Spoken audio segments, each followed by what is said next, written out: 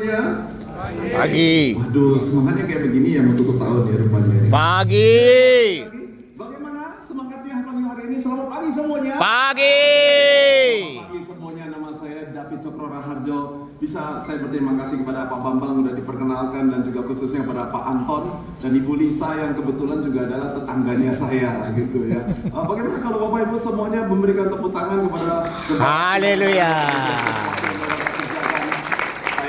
Sudah datang di properti ini sejak dari pertama kali masih dalam renovasi, dan Pak Anton juga dengan sering update saya, kasih tahu sama saya sekarang perkembangannya begini, dan akhirnya saya bisa untuk pertama kalinya pelayanan di sini setelah kira-kira 6 bulan dibuka, betul ya, dan akhirnya bisa menikmati apa yang Bapak Ibu lihat semuanya.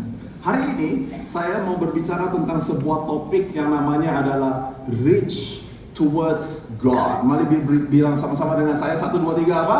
Reach towards God.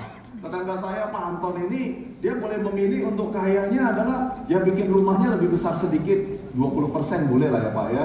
Kira-kira begitu. Dia boleh memilih untuk melakukan apa saja dengan apa yang dia miliki, baik itu waktunya dia, uangnya, maupun orang-orang yang ada dalam kehidupannya dia. Tapi Pak Anton dan Ibu Lisa, gembala sidang kalian, dia memutuskan untuk berinvestasi di rumah Tuhan. Katakan bersama-sama, rumah Tuhan. Rumah Tuhan. Saya ada pertanyaan sebelum saya mengajarkan apa-apa pada pagi hari ini.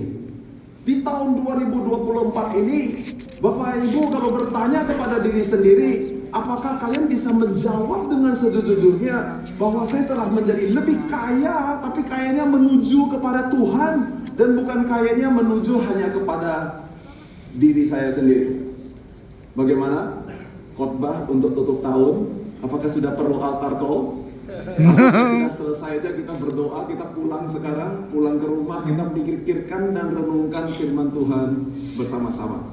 Saya membawa salam dari istri saya, Julieta, yang ada di dalam foto yang Bapak Ibu bisa lihat, dan juga bersama dengan 3 anak saya, Rachel, Daniel, dan Joseph. Anak saya yang pertama, Rachel, ada bersama-sama dengan saya pada hari ini. Dan tadi waktu kita sedang datang ke gedung gereja ini, saya tanya sama Rachel, saya bilang, Rachel, do you love me more? Dia tanya, what do you mean Papa? Terus saya bilang adalah, kamu lebih mencintai Papa sekarang, atau waktu kamu masih imut-imut 2 tahun, 3 tahun?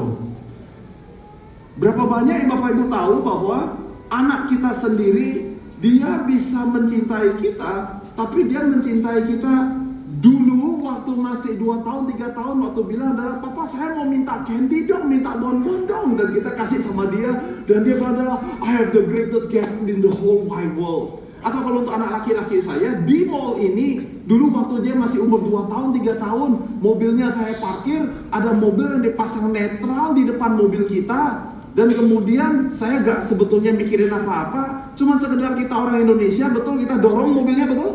Supaya mobil kita bisa keluar. Betul. Tapi anak saya yang laki-laki yang 3 tahun di mobil, dia bilang sama mamanya, Bang, Papa gua Superman. Lihat, dia pakai 1 tangan, dia bisa dorong mobil dan mobilnya bergerak. Coba sekarang udah 12 tahun kita bilang sama dia, your daddy is Superman. Ya kan? Mungkin si anak bilang adalah, daddy mau kibulin siapa? But so is our journey as a Christian. Sering sekali kita sebagai anak Tuhan, kita ingat Tuhan itu baik, dan kita kaya kepada Tuhan. Kapan? Dulu, waktu susah, masih baru pertama kali terima Tuhan Yesus sebagai Tuhan dan Juru Selamat, masih semangat melayani Tuhan, dan kemudian kita katakan adalah, aku doa apa aja Tuhan kasih loh. Dan kemudian pada saat kita mulai berdoa, dan kita bilang, Tuhan gak kayak dulu ya. Dan tanpa sadar, kita tidak lagi menjadi kaya di hadapan Tuhan. Kita menjadi kaya hanya untuk kepentingan pribadi kita sendiri. Bagaimana? Masih mau dilanjutkan khotbahnya? Lanjut. Masuk halaman 1 ceritanya. Amin. Ketawa sedikit gitu loh supaya. Haleluya. Wow. Gimana? Pada saat kita menutup tahun ini, tugas saya dan tujuan saya pada pagi hari ini, saya memastikan bahwa Bapak Ibu semuanya tahu bahwa kita perlu menjadi kaya kepada Tuhan. Firman Tuhan diambil dari Lukas pasal 12 ayat yang ke-16, dan ada satu pertanyaan yang saya mau kita jawab semuanya, yaitu adalah apa yang telah saya capai sepanjang tahun ini selama 2024. Oke? Dan untuk bisa menjawab pertanyaan itu, saya baca dari Lukas pasal 12 ayat yang ke-16 dikatakan bahwa adalah seorang yang kaya, tanahnya berlimpah-limpah hasilnya. Bahasa Inggrisnya berkata bahwa the ground of a certain rich man Yield. has abundant harvest. Sama-sama bilang abundant harvest. Abundant harvest. Dia katakan bahwa tanah daripada seorang yang kaya berlipat kali ganda, bertumpuk-tumpuk hasil tuayannya. Pertanyaan saya adalah, tanahnya yang hebat atau orangnya yang hebat? My grandfather, Pak Mukhtar, dia selalu ngajarin saya sejak kecil. Dia bilang begini, dia bilang adalah tanah mengandung banyak harta, semua tergantung siapa penggarapnya. Yes. Bagus ya? Yes. Kita ngomong bersama-sama ya. 3, 2, 1 apa? Tanah mengandung banyak harta. Semua tergantung siapa penggarapnya. Bapak Ibu, selama tahun ini kita tutup dalam 2-3 hari ini kita tutup tahun ini. Saya mau Bapak Ibu untuk bertanya kepada diri sendiri dan katakan, bagaimana hasil tuayan saya sepanjang tahun ini? Kalau Bapak Ibu bisa katakan bahwa tuayan saya bagus, itu adalah karena penggarapnya yang luar biasa. Kalau Anda bilang bahwa adalah hasilnya kurang bagus, guess what? Penggarapnya yang jawab sendiri tadi ya. Dan kalau hasilnya jelek, itu karena apa? Penggarapnya Kurang. suaranya tambah kecil gitu. Ya pulang aja yuk, nggak usah takut soalnya. Karena lebih mudah kita katakan bahwa adalah tunggu lagi tahun politik. Tahun politik udah lewat. Ya, Kasih tahu sama tetangganya, tahun politiknya udah lewat. tahun politik sudah lewat. Presidennya udah naik. Tapi masuk 2025 masih ada lagi yang orang bilang sama saya adalah, Pak, tapi masalahnya ya kondisi ekonomi ya, dan kondisi politik ya, dan kita terus nyalain si tanah. Tapi firman Tuhan saya mengatakan bahwa tanahnya si orang kaya abundant harvest. Sama-sama bilang abundant harvest. Abundant harvest. Jadi Bapak Ibu kalau nggak bisa melihat apa yang sukses, apa yang baik, apa yang sudah dicapai selama tahun 2024, tahun 2025, firman Tuhan sedang mengajarkan kepada Bapak Ibu dan kepada saya juga bahwa bukan urusan kondisi tanah, Ya. katakan amin, Amin. tetapi adalah bagaimana saya, katakan Saya penggarapnya, Penggarapnya. bagaimana saya mengusahakan tanah itu. ya Kalau Bapak Ibu ada waktu melakukan Bible study, kalian akan mendapatkan bahwa apa yang saya baru ajarkan kepada kalian merupakan tema yang konsisten di seluruh Alkitab, dari kitab Kejadian sampai kepada Wahyu. wow. Tidak pernah sekalipun dikatakan adalah karena kondisi lagi Tanah. susah. Segitu-gitunya ada sesuatu yang paling susah di dalam sejarah Alkitab, yaitu adalah pada saat 7 tahun masa kekeringan terjadi di seluruh dunia di zaman itu, dan kemudian ada satu anak Tuhan namanya adalah Yusuf. Yusuf. Dan Yusuf biasa-biasa aja, bukan cuma biasa-biasa, dia sendiri tiap hari bisa makan, dia punya istri, dia punya 2 anak di zaman itu. Lebih daripada itu, dia kasih makan papanya, mamanya, dan saudara-saudaranya dan keluarganya. Lebih daripada itu, seluruh negara Mesir semuanya ada makanan gara-gara dia satu orang. Lebih daripada itu, seluruh dunia di zaman itu semuanya ada makanan gara-gara Yusuf. ada Yusuf. Padahal ada masa 7 tahun kalau bahasa kita ada pandemi global economic crisis. Apakah Bapak Ibu tahu bahwa satu orang sudah cukup di kacamata Tuhan Ya. untuk menjadikan kota Tangerang dan Indonesia Amin. menjadi maju? Amin. Aminnya itu cuma Amin. 20% cuma yang di depan. Amin. Coba, Wow. coba lihat sama tetangganya sebentar. Look at them. Ayo silakan lihat dan kasih tahu. Lihat kepada mereka dan kasih tahu.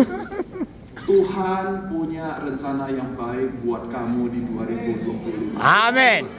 Tuhan punya rencana yang baik buat kamu tahun 2025. Apakah Bapak Ibu bisa mengaminkan itu? Amin. Tapi khotbahnya belum selesai. Yes. Pertanyaan kedua, oke? Pertanyaan pertama adalah apa yang telah saya capai tahun ini selama 2024, oke? Tapi pertanyaan kedua adalah bagaimana pencapaian ini mempengaruhi orang-orang di dalam hidupku? Ya. Bagaimana? Walter Koloni?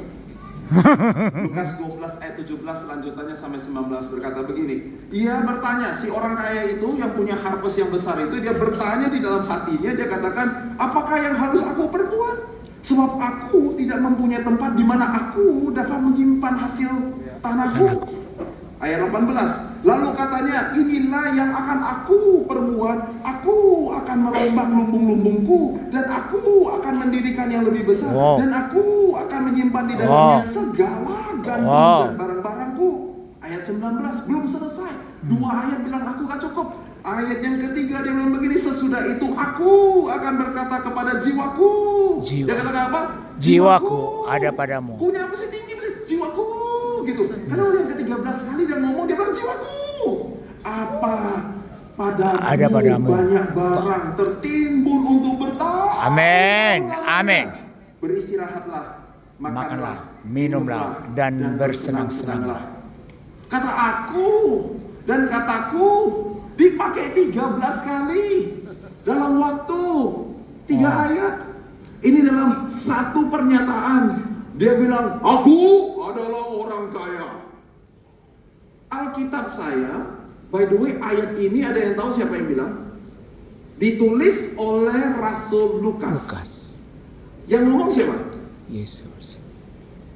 Wah, takut salah ya. Di gereja gak apa-apa sih takut salah ya. Siapa yang nulis? Yesus. Lukas atau Yesus? Yesus. Tuhan Yesus yang berkata ini. Amin. Ini adalah ceritanya Tuhan Yesus.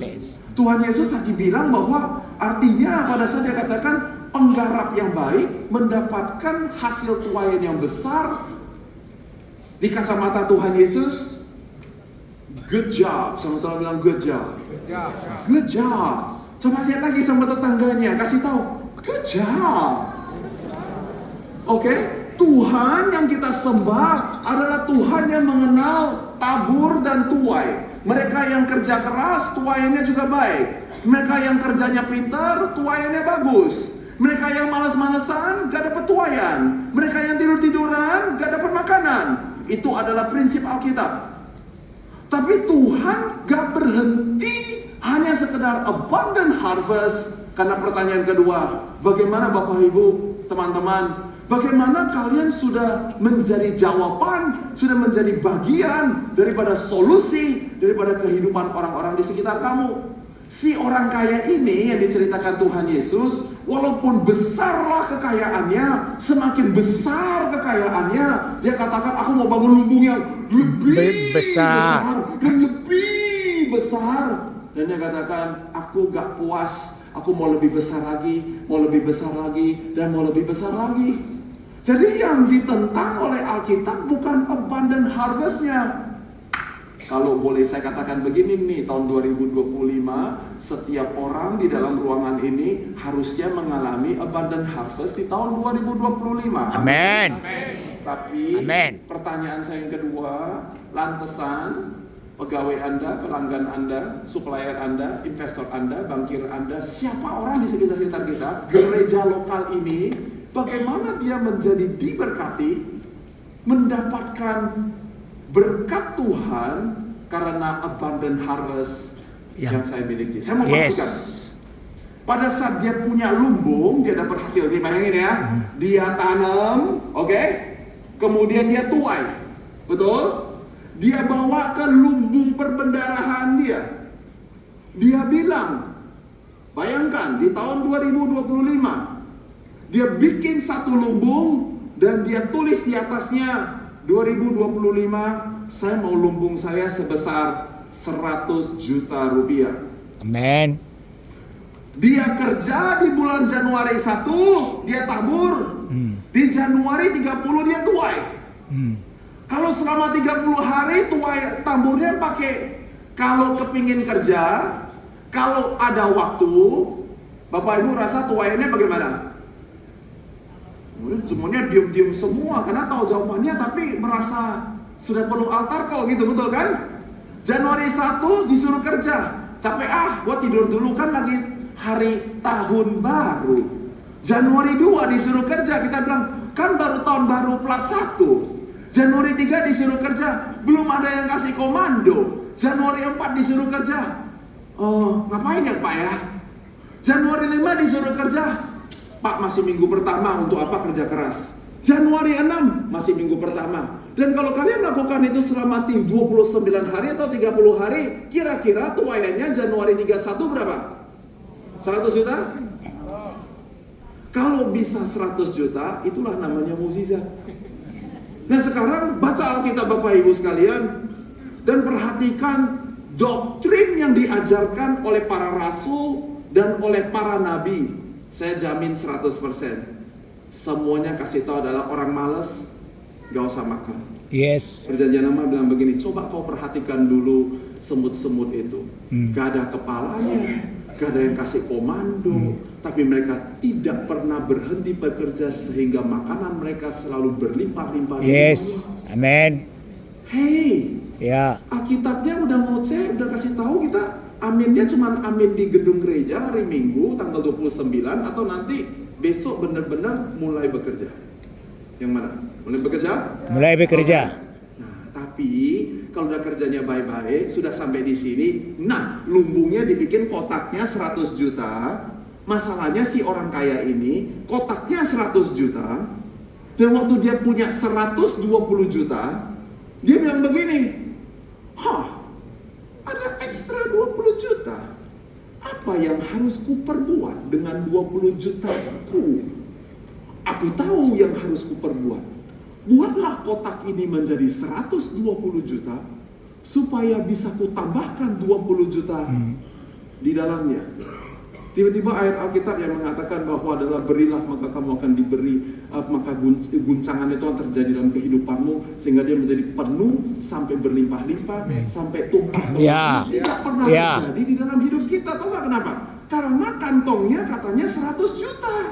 Waktu dikasih 120 juta harusnya meluap dan menjadi berkat buat orang lain. Masalahnya si orang kaya yang kita baca ini yang dikritik oleh Tuhan Yesus, bukan 100 jutanya yang dikomplain. Dia bilang, kan saya kasih kamu 120, kan saya kasih kamu 180. 20 dan 80 itu bukan untuk disimpan, tapi untuk Dibagikan. menjadi berkat Berkat. buat orang lain. Yes. Lihat lagi sama tetangganya, kasih tahu itu kamu loh 2025. Ayo cepat kasih tahu, cepat. Saya mesti korban nih ceritanya. Tahun 2020. Oke? Harus Bapak Ibu berbagi. belajar sesuatu Pak siang hari ini? Yes. Belajar sesuatu siang hari ini? Amin. Hah? Semangatnya tambah lama tambah. Amin. Amin. Bapak Ibu belajar sesuatu siang hari ini? Amin. Amin. Pertanyaan yang ketiga. Apa pelajaran terpenting saya di tahun 2024? Masih ada 3 hari lagi sebelum Bapak Ibu menutup tahun ini. Coba pikirin, apa yang saya belajar sepanjang 1 tahun ini? Anak-anak saya nonton film aja ditanya, belajar apa? Anak saya bilang, saya ajak kalian jalan-jalan, gak usah bayar pakai uang. Bayar papa pakai pelajaran apa yang kamu pelajari selama perjalanan ini. Nah Bapak Ibu, coba tanya sama diri sendiri, apa yang saya pelajari sepanjang tahun ini? Amsal 24 ayat 16 berkata demikian. Sebab 7 kali orang benar jatuh, namun dia bangun kembali. Semua orang bilang, wow. Semua orang bilang amin. Oke ya, saya ulang sekali lagi ya. Amsal 24 16. Sebab 7 kali orang benar jatuh, namun dia bangun kembali. Amin. Amin. Oke ya, tapi biasanya kita amin. Padahal Alkitab kasih koma di situ. Dia bilang tetapi orang fasik akan roboh Dalam bencana. Dalam bahasa Inggris saya kata but the wicked stumbles when calamity strikes. Jadi pada saat bencana datang, maksudnya itu adalah bencana itu tidak datang hanya kepada orang-orang yang tidak Kristen. Bencana tidak datang, bayangkan COVID-19. Orang Kristen dan orang tidak Kristen kena COVID-19, betul? Sama. Bencananya sama, ada bedanya. Katanya orang benar bangkit lagi, orang fasik habis jatuh gak bisa bangkit lagi. Is it okay? Yes. Jadi pertanyaannya berarti pada saat saya tanya pelajaran apa yang Bapak Ibu pelajari sepanjang tahun 2024, maksud daripada pertanyaan itu adalah kalau Bapak Ibu tidak pernah belajar apa-apa sepanjang 2024, saya baru balik dari Lembang, dan di Lembang saya diajak main permainan melawan zombie. Tahu nggak zombie itu apa? Mayat hidup, tahu ya? Ya. Mayat hidupnya gak gitu, mayatnya zombinya kayak begitu, sampai jatuh robek dijahit 3 kali di situ. Okay?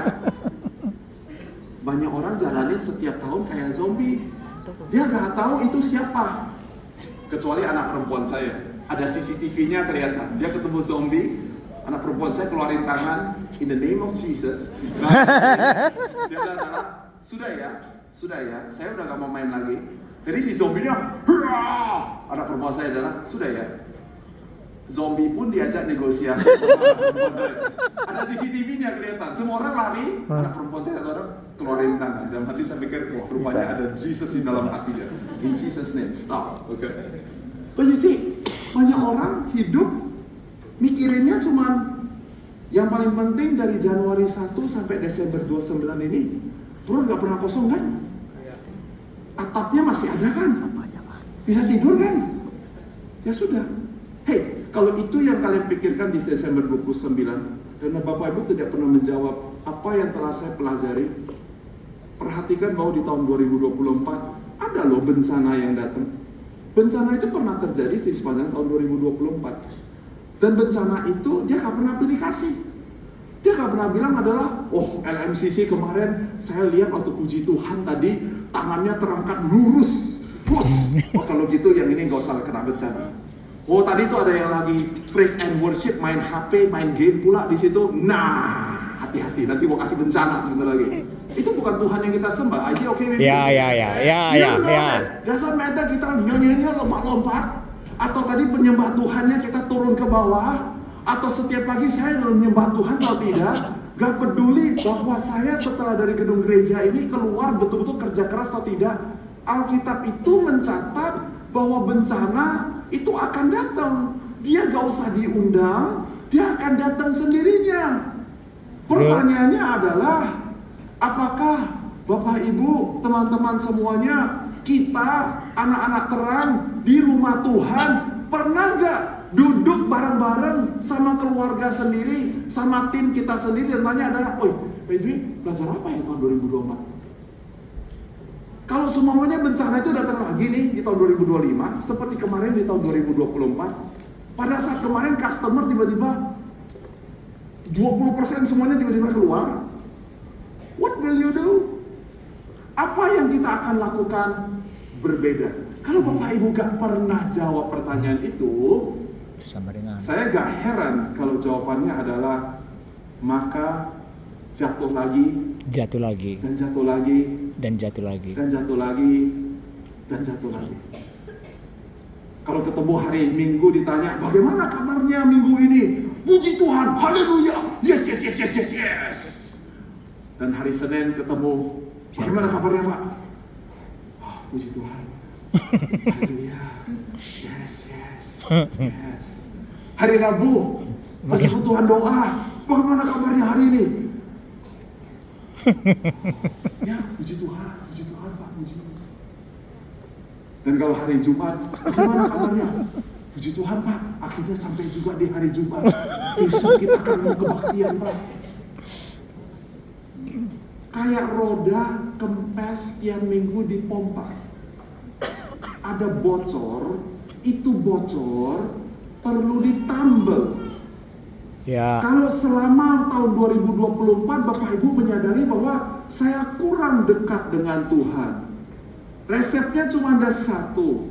Bagaimana kalau di tahun 2025 lututnya lebih sering ada di samping ranjang dan bertemu dengan Tuhan? Amin. Boleh gak sih kayak begitu? Amin. Kalau tahu bahwa adalah kemarin pada saat customer dan supplier ngobrol sama saya merasa kayak orang paling goblok di muka bumi ini. Dia ngomong apa aja gua gak ngerti. Dia ngomong AI, kita bilang apaan tuh AI, makan baru ya.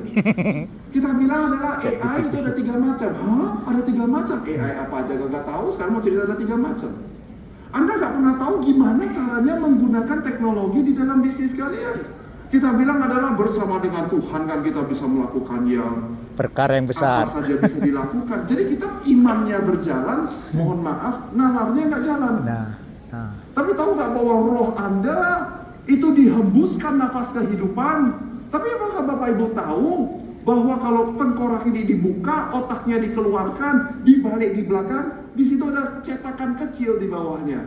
Tulisannya adalah dibikin di surga dengan penuh kasih oleh Bapa di surga. Amin. Dan segala sesuatu yang tidak dilatih, segala sesuatu yang dibiarkan dengan sendirinya rusak sendirinya. Gak usah diapa-apain. Gak usah kita pukul-pukul kepala kita di tembok supaya otaknya jadi goblok. Gak perlu. Gak usah dipakai aja. Secara otomatis Padam. setiap hari, setiap tahun Anda akan menjadi lebih decline. Mau buktinya? Kalau orang sudah pensiun dan terus gak ngapa-ngapain, dalam waktu singkat dia Pikun. menjadi Pikun. pikun. Loh kok jadi pikun? Bukan karena umurnya tua. Karena tidak dia dipakai. bilang saya sudah Pensiun. saya sudah gak bisa ngapa-ngapain lagi. Saya umurnya udah tua, saya udah gak bisa ngapa-ngapain lagi. Nah, dengan iman seperti itu, jadilah sesuai dengan imannya, maka setiap hari decline. So, apa yang kita pelajari sepanjang tahun 2024? Oke, pertanyaan keempat, yang terakhir. Apa yang penting untuk diperhatikan di tahun 2025? Lukas 12 ayat 20 sampai ke 21 berkata begini, tetapi firman Allah kepadanya, hai engkau orang bodoh, pada malam ini juga jiwamu akan diambil daripadamu, dan apa yang telah kau sediakan untuk siapakah itu nanti? Ayat 21, demikianlah jadinya dengan orang yang mengumpulkan harta bagi Dirinya sendiri. jikalau ia tidak kaya di hadapan Allah. Sama-sama katakan kaya di hadapan Allah. Kaya di Bahasa hadapan Inggrisnya Allah. katakan, but is not rich Toward towards God. Perhatikan bahwa Tuhan Yesus tidak pernah mengkritik si orang kaya sampai sesudah dia bilang, ku mau buat lumbung yang lebih besar. Kemudian ayat 20 bilang adalah, hei kamu orang bodoh. Jadi jangan jadi orang kaya yang bodoh. Jadilah orang kaya yang kaya sama Tuhan. Amin. Karena Tuhan gak anti dan tidak alergi dengan kekayaan manusia. Yes. Dia anti pada saat kita jadi orang bodoh. Ya. Saya harus lanjut. Amin. Bapak Ibu, Amin. ambil 3 detik. Jangan mau jadi orang kaya yang bodoh. Yes. Jadilah orang kaya yang beneran kaya Di hadapan Tuhan. Amin. Ada 3 hal untuk kita perhatikan sepanjang 2025 dan mudah-mudahan membantu Bapak Ibu sekalian. Yohanes 13 ayat 34 sampai 35 berkata demikian. Aku memberikan perintah baru kepada kamu, yaitu supaya kamu saling mengasihi. Sama seperti aku, Yesus, telah mengasihi kamu, demikian pula kamu harus paling mengasihi. Ayat 35. Dengan demikian semua orang akan tahu bahwa kamu adalah murid-muridku, yaitu jikalau kamu saling mengasihi.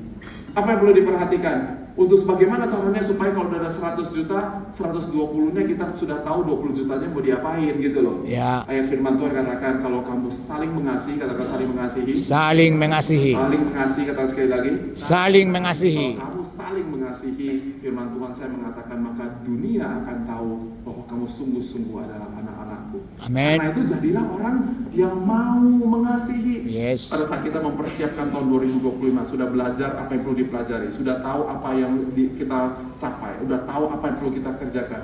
Pastikan kasih menjadi nilai, menjadi values untuk apa yang kita sedang mau Amen. kerjakan.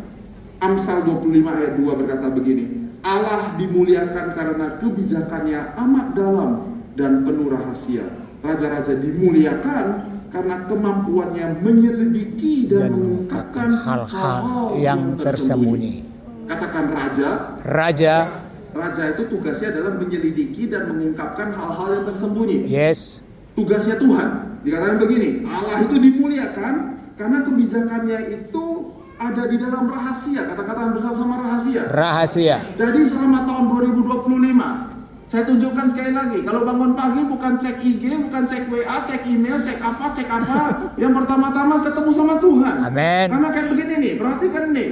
Karena glorinya Tuhan adalah merahasiakan rencananya, tetapi kemuliaan Raja, katakan bersama Raja adalah menyelidiki dan mengungkapkan yang tersembunyi. Amin.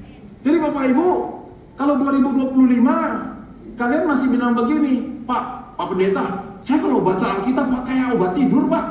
Baru baca ayat 1, ayat 2. Hey, you know, kalau Bapak Ibu masih bilang bahwa Alkitab itu cuma Pak Pendeta yang bisa, saya jamin ya, Bapak Pendeta kalian itu rajin baca Alkitab, rajin baca buku-buku Kristen, rajin belajar dari pendeta-pendeta lain, guru-guru lain, Makanya waktu baca Alkitab, yang tersembunyi di mata kalian tidak tersembunyi di mata pendeta. Ya. Saya ini bukan pendeta, saya ini adalah seorang pengusaha tulen, garis pagi sampai malam, Senin sampai Minggu bisnis.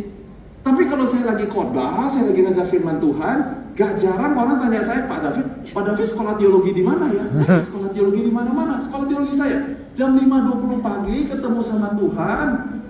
Glorinya Tuhan adalah menyumbangnya menjadi rahasia, tetapi saya adalah anak raja. Dan Amen. tugas saya adalah menyelidiki Dan mengungkapkan hal-hal yang tersembunyi. Amen. Saya baca Alkitab seperti seorang investor. Saya baca Alkitab saya seperti seorang pengusaha. Saya baca Alkitab saya seperti seorang pemimpin. Kita mengungkapkan rahasia-rahasia yang disembunyikan oleh Tuhan. Ya. Kalau Bapak Ibu punya anak seperti saya, ada banyak hal yang saya tahu tentang anak saya yang saya simpan sebagai rahasia, dan kita tunggu sampai anak itu tanya pertanyaan yang tepat. Pada sampai anak itu sudah sampai di suatu usia yang dewasa, dan kita kasih kunci mobil itu sama dia, dan kita bilang adalah, nah sekarang boleh setir mobil. Betul tak betul? Ya. Kan bukan kita tahu anak kita harus bisa setir mobil, tapi waktu dia umur 3 tahun kita bilang Papa loves you, here kunci mobil, ayo pergi setir mobil. Betul waktu itu? Jadi 2025 jangan heran kalau baca Alkitab masih ada yang kita bilang gini, ada yang misterius, yang rahasia buat saya Pak. That's right. Tugas kalian adalah menyelidiki dan mengungkapkan yang tersembunyi. Bapak Ibu bilang begini, Pak, bisnis saya tahun 2024 mandek Pak. Waktu sudah bisa 15 juta per hari Pak. Kayak 15 juta ya Pak ya. Mau naik ke 20 juta itu ya Pak ya. Gak naik-naik loh Pak. Itu loh ada misteri. Bapak kalau belajar, ibu-ibu kalau belajar untuk mengungkapkan rahasia dengan baca buku-buku, ikut seminar dan belajar dari orang lain, maka yang tadi misterius tiba-tiba menjadi sebuah pengetahuan. This is lebih baik. Bapak Ibu mungkin ada beberapa di tahun 2024 bilang adalah, kemarin loh Pak Januari itu saya bilang saya mau turunin ikan ukuran pinggang saya dengan berapa senti atau mau turun berapa kilo. Pak itu loh waktu sudah sampai di kiloan tertentu, turunnya itu kayak sudah pakai kerja keras, sudah doa syafaat, sudah pakai puasa, gak turun-turun Pak. Rahasianya kalau kita selidiki dan kita pelajari, karena ada sesuatu yang besar yang Tuhan ingin kerja. Jadi pastikan sepanjang setiap hari ada hal-hal yang kita pakai waktunya untuk apa? Untuk mengungkapkan rahasia-rahasia itu. Oke, ayat terakhir. Matius 5 ayat 16 berkata demikian. Demikianlah hendaknya terangmu bercahaya di depan orang, supaya mereka melihat perbuatanmu yang baik dan memuliakan Bapamu yang di surga. Amen. Apa yang boleh diperhatikan selama tahun 2025? Ayat Menjadi firman terang. Tuhan ini saya doakan menjadi Menjadi amin terang. dalam kehidupan kalian. Amen. Yaitu adalah ada kontribusi, sama-sama kan katakan kontribusi. Ada kontribusi. Kita berkontribusi dalam hidup orang lain. Makanya namanya pekerjaan yang baik. Amen. Pekerjaan yang baik itu bukan adalah pekerjaan yang kasih cuan sebesar-besarnya, belum tentu. Pekerjaan yang baik itu adalah pekerjaan yang mungkin selama 3 bulan atau 3 tahun pertama tidak ada buahnya, tapi kemudian kalau kita rajin, kita pasang, kita tanam, kita rawat dia dengan baik-baik, 3 minggu dan 3 tahun dan 3 bulan kemudian, hasilnya ada. Amen. Sehingga bisa memberi makan banyak orang. Ya. Perbuatan baik itulah yang saya doakan supaya Bapak Ibu semua juga miliki. Amen. 3 hal ini, mengasihi. Yang kedua, mengungkapkan hal-hal yang misterius. Dan yang ketiga, selalu berpikir bagaimana saya bisa berkontribusi dalam hidup orang lain. Amen. Kalau kalian perhatikan 3 hal ini, maka ayat ini menjadi amin di dalam kehidupan kalian. Amen. Dia katakan bahwa maka Bapamu akan Dipermuliakan. Amin. Amin. Hasilnya jelas. Dia lihat dan dia tidak akan bilang adalah ada orang kaya yang bodoh. Tapi dia bilang adalah ada orang kaya yang reach towards God. Amen. Oleh karena itu, maka Bapa kita di surga Dipermuliakan. amin Bapak Ibu Amin. semuanya. Amin. Ya, amin. Bapak Amin. Ibu belajar sesuatu pagi hari ini. Yes. Ya, saya undang kita bangkit berdiri bersama-sama. Haleluya. Kita mau berdoa bersama-sama dan dia tutup catatan kalian, tutup HP kalian. Mari kita berdoa bersama-sama.